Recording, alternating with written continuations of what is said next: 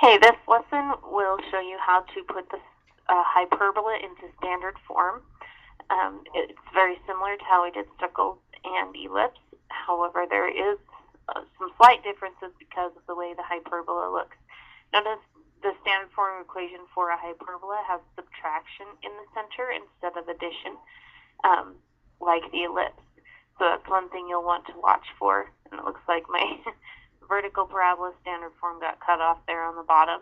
The only difference that there is with a vertical parabola is that the y minus k squared is the positive part coming first. It's still over b squared.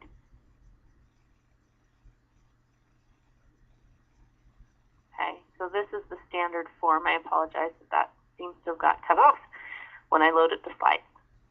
So let's get started. First thing we want to do is gather all of the x's, gather all of the y's. Anything that doesn't have an extra y, we need to move to the opposite side. So we have 4x squared minus 8x, and then we have a negative y squared minus 4y.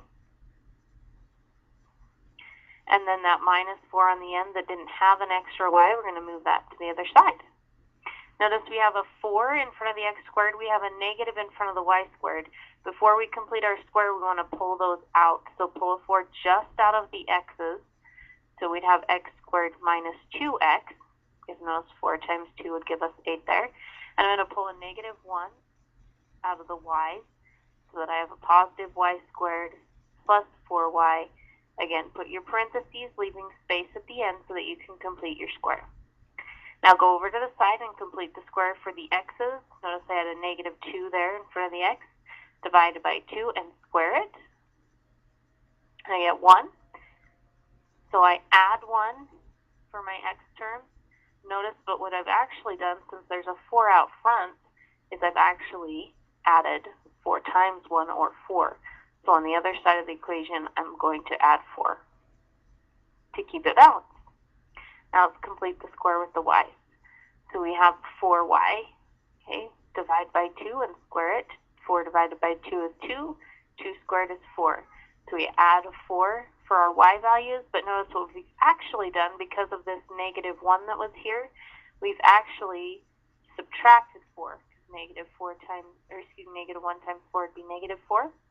So over here on the other side, I'm going to do minus 4 to keep it balanced. You have to do the same thing on both sides of an equation. This is one of our rules for math. Now let's factor those down. We have 4 times x minus 1 squared minus y plus 2 squared equals, and over here 4 plus 4 minus 4 gives me 4. Our last step, we need it to be equal to 1. So whatever constant you have on the right side, divide everything by that number. So we're going to divide everything by 4.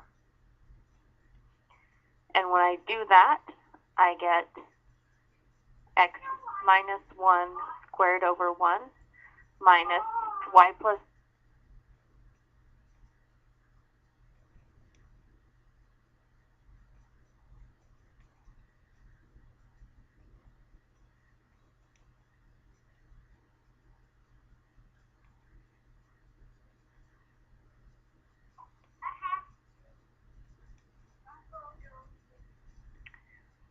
So there is the standard form of our hyperbola, and then we could use the steps described in later lessons to go ahead and graph that. So we have x minus 1 squared over 1 minus y plus 2 squared over 4 equals 1.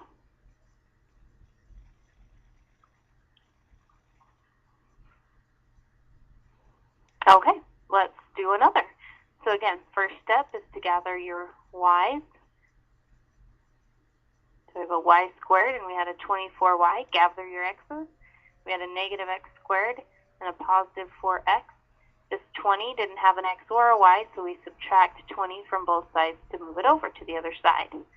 Now we need to factor anything out that's in front of the y squared or the x squared. So our y had 4 in front of it, and we'll have y squared plus 6y if we factor out a 4 from those terms. The x has a negative in front, so I'm going to factor a negative 1 out. And that gives me x squared minus 4x. Again, it's equal to negative 20. Now let's complete the square.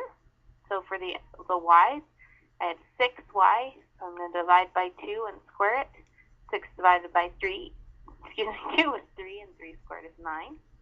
So I add 9 to my y term, and then notice what we've actually done is added 4 times 9, because of that 4 we factored out, which is 36. So I'm going to do the same on the other side. I'm going to add 36. Next one, let's complete the square for the x's. So I do -4 divided by 2 is -2, and -2 squared is 4. So I add a 4, but notice what I've actually done, because of this -1 that's factored out, is subtracted 4. -1 times 4 would be -4. So I do the same to the other side of the equation. I subtract 4. Okay, now let's factor those down, simplify it a bit. We have 4 times y plus 3 squared minus x minus 2 squared equals, and combine those numbers on the right-hand side, -20 plus 36 minus 4 equals 12. Okay, so now let's go ahead, and our last step is to divide everything by this constant on the right-hand side so that we will have a 1 there. I just kind of reduced this fraction here. 4 goes into 12 3 times. So I have y plus 3 squared over 3. There was nothing in front of the x squared, so I'm just going to leave this as a 12 in the denominator equals 1.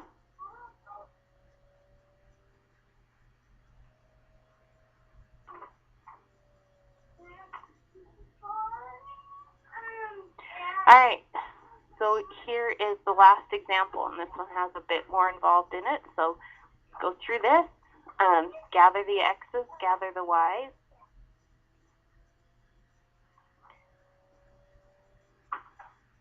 Anything without an x or a y, we're going to move that to the opposite side.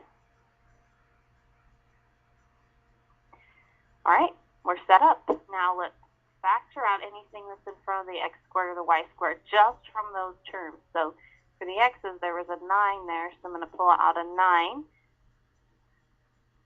And since 54 divided by 9 is 6, that gives me x squared plus 6x. I'll leave a space at the end for my completing a square. My y's, I had a -4 in front, so I'm going to pull out a -4.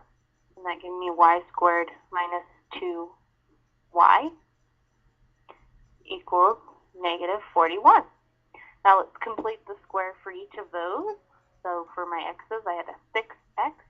Divide the 6 by 2 and square it. And add it. So that gave me 9. But notice what I actually added was 9 times 9, or 81.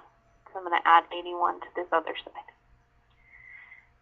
For the y's, we had a -2 there. So we know -2 divided by 2 gives me -1. If I square that, I get +1. So I add 1 here. Would notice what I've actually done is -4 times 1, or -4. So I subtract 4 from the other side to keep that balanced. We've completed the square, so now let's factor those down. They should be perfect squares, and they are. This gives us x plus 3 squared minus 4. My y's, I have y minus 1 squared equals, and you just want to combine those terms on the right-hand side. -41 plus 81 minus 4 is 36. And our very last step is to take that constant on the right-hand side. We want the right side to be 1. So let's divide by 36 to make that 1. That means we have to divide everything by 36. And just kind of reduce those fractions. 9 goes into 36 4 times.